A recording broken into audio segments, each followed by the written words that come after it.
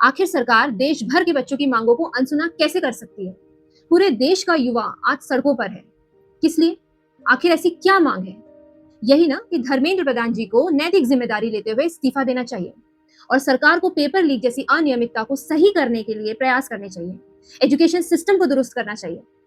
क्या education system को सही करने पर बात करना गैर कानूनी काम है? क्या एक रिप्रेजेंटेटिव डेमोक्रेसी में जनता द्वारा चुने हुए प्रतिनिधि से जवाबदेही मांगना इलीगल है? और इन सबके बदले बच्चों को क्या मिल रहा है? लाठीचार्ज, आंसू गैस, पैलेट गन्स, लड़कियों के साथ अभद्रता। अरे छोटे छोटे मासूम बच्चों के सिर पर डंडा मारकर आप उन्हें लहूलुहान कर रहे हैं। इससे साबित होता है कि सरकार का मकसद डराना नहीं, सीधा सीधा अटैक करना है, चाहे किसी बच्चे की मौत क्यों ना हो जाए। एक जाने माने डॉक्टर ने बताया कि जिस प्रकार हर दिन दिल्ली के अस्पतालों में बच्चों की इंजरीज को देखकर जो उनके केसेस आ रहे हैं उन्हें देखकर साफ साफ पता चलता है कि बच्चों को गहरा और भारी नुकसान पहुंचाने के इरादे से उन पर अटैक किया गया है।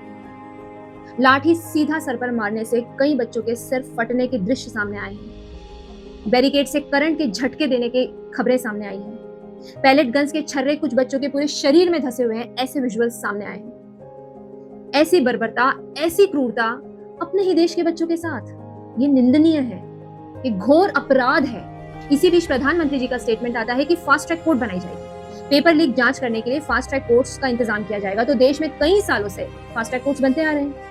पेपर लीक्स को रोकने के लिए ठोस कदम उठाने की बजाय, पूरे माफिया सिस्टम को तोड़ने की बजाय, स्टूडेंट से टेबल टॉक्स करने की बजाय आप फास्ट ट्रैक कोर्ट्स बनाने की बात कर रहे हैं और आप देश के बच्चों पर ही दमन कर रहे हैं। दोस्तों, सोचने वाली बात तो यह है कि एक पेपर लीक के मुद्दे पर आवाज उठाने पर इतनी भारी संख्या में लोगों को सड़कों पर उतरना पड़ रहा है, उस पर भी सरकार इस्तीफा न देने पर अड़ी हुई है। तो जरा सोचिए कि सरकार क्या चाहती है? कि हम अन्य मुद्दों पर भी चुप रहे, बोलना छोड़ दे, अधिकारों की मांग करना छोड़ दे? ये सरकार दरअसल इस हद तक थका देती है कि दोबारा कोई भी बड़ा आंदोलन करने से पहले 100 बार सोचे, कोई प्रश्न उठाने से पहले 100 बार सोचे, और यदि गलती से कोई जन आंदोलन उठा तो उसे इसी तरह कुचला जाएगा। एक मांग को पूरा कराने में इस कदर थका दो कि फिर से कोई अन्य मांग करने का सामर्थ्य कभी नहीं जुटा पाए। यह सोच अपने आप में कितनी खतरनाक है, कितनी घातक है। अब तक 20 से ज्यादा बच्चे अपनी जान दे चुके हैं नीट पेपर लीक के चलते। बाकी अन्य परीक्षाओं से प्रभावित बच्चे, पूरे एजुकेशन सिस्टम से प्रभावित बच्चों के आंकड़े तो अलग ही हैं। 22 लाख बच्चे तो सिर्फ नीट से प्रभावित हैं। ऐसे में सरकार सुनने और समझने की बजाय उन्हीं प्रभावित बच्चों पर ऐसे लाठियां बरसा रही है जैसे वे आतंकवादी हो। हालांकि इन सभी के बीच एक अच्छी बात यह हुई कि युवाओं के सैलाब ने यह दिखा दिया कि जब जब देश में दमनकारी शासन चलाया जाएगा, युवा सड़कों पर उतरने से पीछे नहीं हटेगा, अपने पॉलिटिकल लीडर से जवाबदेही तय करने से पीछे नहीं हटेगा। इससे यह भी साबित हो गया कि आज भी यह देश गांधी के उसूलों को भूला नहीं है। युवाओं को तो उग्र माना जाता है, लेकिन शांतिपूर्वक प्रोटेस्ट करने से यह भी साबित हो गया है कि युवा अहिंसा और सत्याग्रह के रास्ते पर चलकर ही इस विरोध प्रदर्शन को अंजाम तक पहुंचाना चाहता है। चाहे हाथों में संविधान की किताब लेना हो, या फिर सामूहिक राष्ट्रगान करना हो, या फिर लाठियों का जवाब फूल से देना हो, अहिंसा का रास्ता ही सबसे सही रास्ता है, और यह बात हमारा युवा समझ गया है।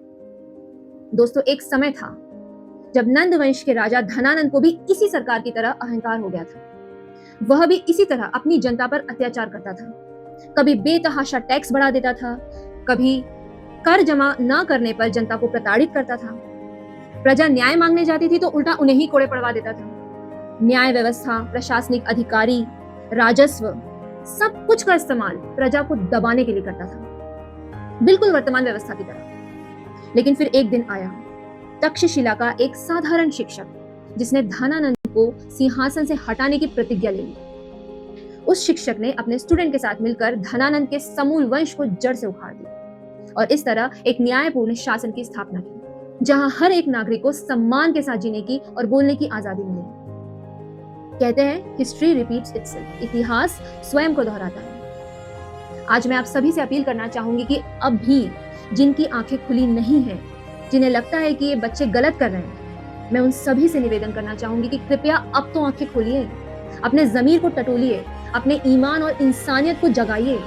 ये समझिए कि सरकार से प्रश्न पूछना गलत नहीं होता, हमारे टैक्स के पैसों की जवाबदेही मांगना गलत नहीं होता, रिप्रेजेंटेटिव डेमोक्रेसी में सरकार जनता द्वारा चुनी जाती है और चुने जाने के बाद यदि वो जनता से ही विमुख हो जाए, उसी पर बर्बरता करे, क्रूरता करे, प्रश्न पूछने पर जेल डाल दे, किताबों का सिलेबस बदल दे, 1 लाख सरकारी स्कूल्स बंद कर दे, राम मंदिर के नाम पर वोट मांगे और फिर उसी मंदिर में घोटाला करने वाले लोगों पर कार्रवाई ना करे और फिर यदि कोई प्रश्न पूछे तो उसका मुंह बंद कर दे।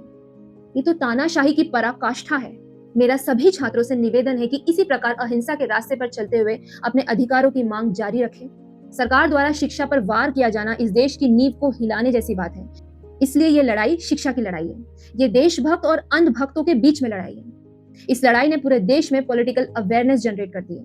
इससे हमें एक दिलासा तो मिलता है कि यह देश सोया हुआ नहीं है, बल्कि जागने के लिए बस एक चिंगारी का इंतजार कर रहा है।